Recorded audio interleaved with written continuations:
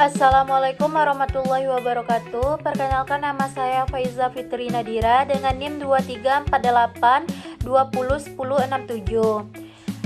Kelas 5B Farmasi. Baik, saya akan memaparkan materi tentang alkaloid, glikosida, dan saponin dengan dosen pengampu Bapak Hari Ade Saputra, MSI.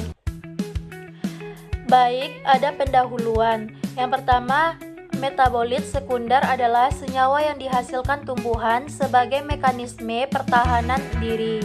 Yang kedua, tidak berperan langsung dalam pertumbuhan namun berfungsi dalam perlindungan terhadap hama dan patogen, interaksi dengan lingkungan.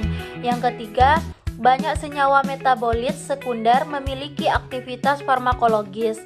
Yang keempat, alkaloid, glikosida, dan saponin sering digunakan dalam obat tradisional, obat sintetik, dan industri farmasi modern.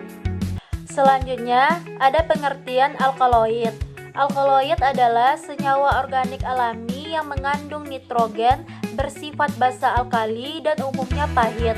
Banyak ditemukan pada akar, daun, biji, dan kulit batang tumbuhan. Memiliki aktivitas biologis tinggi walaupun dalam dosis kecil. Selanjutnya ada klasifikasi alkaloid. Yang pertama ada alkaloid sejati. Nitrogen berasal dari asam amino, contohnya morfina, atropin. Yang kedua protoalkaloid. Nitrogen tidak berada dalam cincin heterosiklik, contohnya efedrin. Yang ketiga ada pseudoalkaloid. Tidak berasal dari asam amino, contohnya solanidin. Baik, selanjutnya ada manfaat dan contoh alkaloid. Yang pertama ada analgesik kuat, disebut juga dengan morfina. Yang kedua ada stimulan sistem saraf atau disebut juga dengan kafein. Yang ketiga ada anti malaria, disebut juga dengan quinin. Yang keempat ada anti kanker, disebut juga dengan vimblastin. Digunakan luas sebagai obat resep dan bahan penelitian farmasi. Perlu pengawasan karena potensi toksisitas. Baik, selanjutnya ada pengertian glikosida. Glikosida adalah senyawa yang tersusun atas glikon atau disebut juga dengan gula atau disebut juga dengan agikon, senyawa aktif. Kedua bagian dihubungkan oleh ikatan glikosidik, bersifat tidak aktif sebelum mengalami hidrolisis. Banyak ditemukan pada tumbuhan obat. Baik, selanjutnya ada struktur dan ciri glikosida. Memiliki dua komponen utama, mudah terhidrolisis oleh enzim dan asam, bersifat lebih polar dibanding alkaloid, dan aktivitas biologis ditentukan oleh agikon. Selanjutnya ada jenis-jenis glikosida. Yang pertama ada glikosida jantung, mempengaruhi kontraksi jantung, contohnya digitalis. Yang kedua ada glikosida antrakuinon, bersifat laksatif. Yang ketiga ada glikosida flavonoid, antioksidan. Yang keempat ada glikosida sianogenik, berpotensi menghasilkan racun sianida. Baik, selanjutnya ada manfaat glikosida. 1. Mengatur kerja jantung. Yang kedua, digunakan sebagai obat pencahar. Yang ketiga, antioksidan alami. Yang keempat, antiinflamasi. Digunakan dalam obat herbal, obat modern, dan suplemen kesehatan. Baik, selanjutnya ada pengertian saponin. Saponin adalah glikosida alami yang memiliki sifat seperti sabun. Dapat membentuk busa stabil bila dikocok dalam air. Banyak ditemukan pada akar, biji, daun tumbuhan.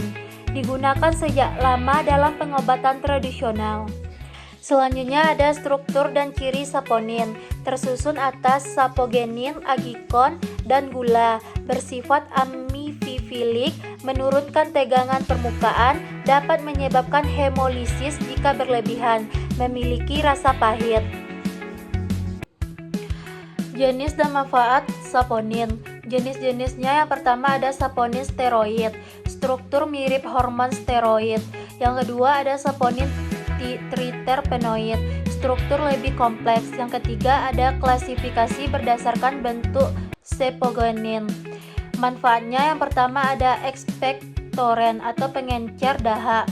Yang kedua antiinflamasi, yang ketiga ada antimikroba, yang keempat ada imunostimulan, digunakan dalam farmasi, kosmetik, dan industri pangan.